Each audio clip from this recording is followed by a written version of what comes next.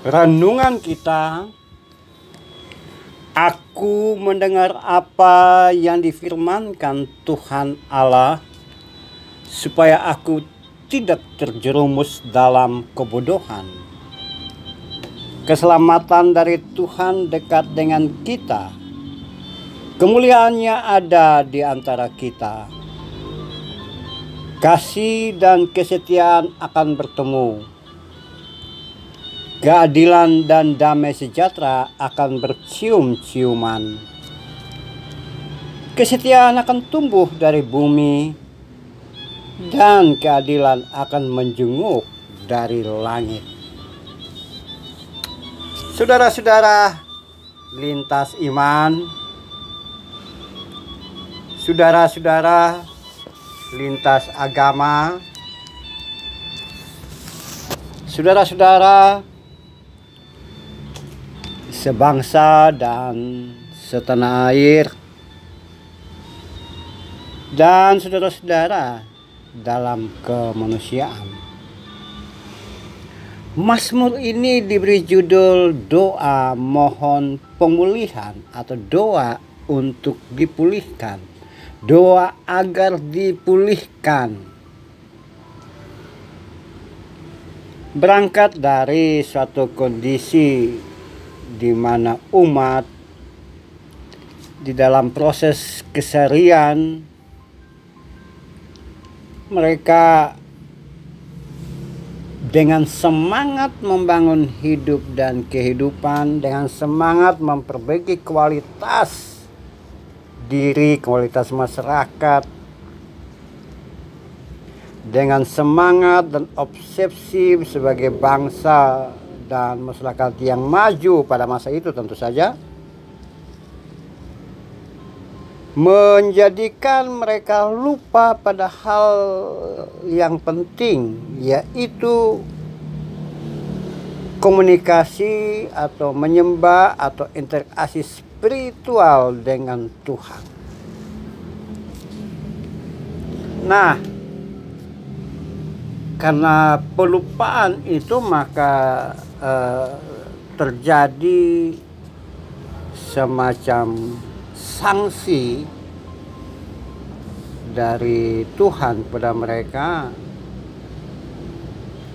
atau semacam cambuk agar mereka sadar bahwa segala sesuatu yang mereka lakukan itu memang benar dan baik, tapi tidak boleh melupakan Tuhan. Nah, melupakan Tuhan dalam proses hidup dan kehidupan itu menurut Mazmur adalah suatu kebodohan. Nah, dalam kebodohan itu, kebodohan lupa Tuhan itu, mereka menyadari bahwa harus ada pemulihan dari Tuhan. Sehingga mereka sebutkan, mereka dalam nyanyian dalam Mazmur 85 ini dikatakan, pulihkan kami ya Allah penyelamat kami, dan tiadakah sakit hatimu kepada kami. Nah, ini terlihat Tuhan. Mereka sekarang bermain kata nih sebetulnya, engkau murka atas kami, berapa lama Tuhan murka atas kami. Nah, ada penyesalan itu. Kemudian saudara perhatikan bahwa mereka berkata, aku mau mendengar apa yang difirmankan Tuhan supaya aku tidak terjerumus dalam kebodohan. Jadi tidak mengenal Tuhan mereka nilai sebagai suatu kebodohan.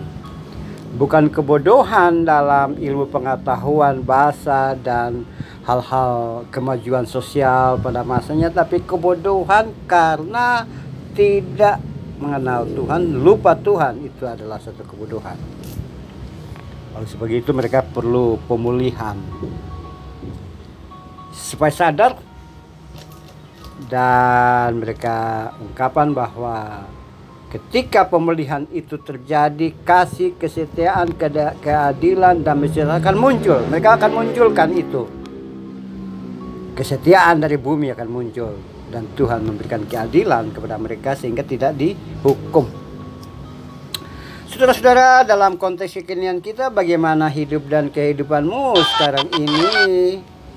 Bisa jadi kita maju dalam banyak hal, kita pintar, kita mempunyai kemampuan intelektual yang luar biasa, smart, jenius, semuanya.